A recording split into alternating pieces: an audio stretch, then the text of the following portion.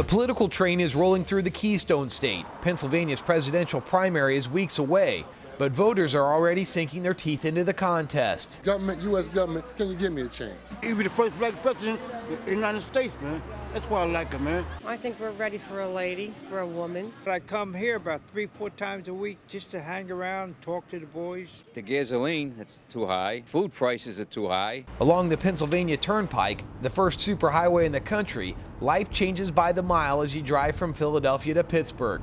South Philly is home to the famous cheesesteaks and social issues. On the corner, the guys know the problems. I have a nice income, but yet it's a little rough. Like this morning, I got gas.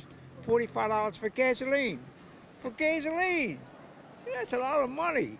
Restaurant owner Kevin Washington runs a long-standing barbecue place, and every day he goes out shopping for fresh meat to cook that night. We need to have some kind of president, some kind of person that's going to look out for the little man that's trying, like the little caboose that's trying to get up the hill like the big train. Soaring food prices weigh heavy on Washington's profits. If you don't help the small businesses, the economy is not going to maintain itself. As the little man, Washington is waiting to hear how the two Democratic candidates plan to help his business grow.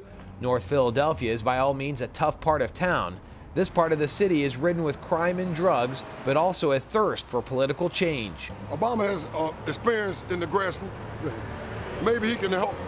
Maybe that can trickle down some way, and he can say this is what he expects of his people. In suburban Norristown, immigration is the hot button issue. I feel like Mexicans are taking over, and they're taking a lot of the jobs. I mean, some places like you're supposed to be legal, but I know a lot of Mexicans aren't legal.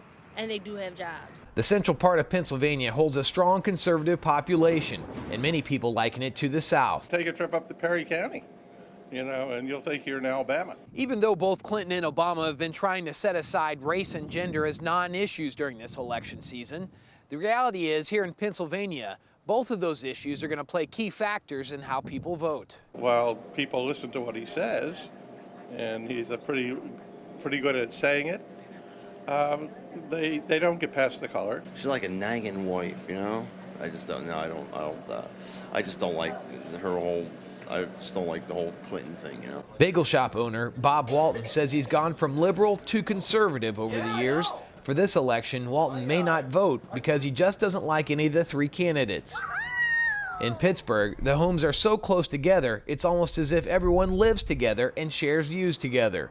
And the blue-collar union-based city is heavily Democratic. We're in big trouble right now. We ain't got time for somebody who doesn't know what's going on in there, I like Bill, and I think she'll do a good job. Hillary Clinton may have the edge in western Pennsylvania. Many of the blue-collar workers are hoping she will bring back the prosperity from the 1990s. I think whoever we get is going to do the job, and I think they're going to do it well. The Pennsylvania primary is April 22nd. Mark Carlson, The Associated Press, Pittsburgh.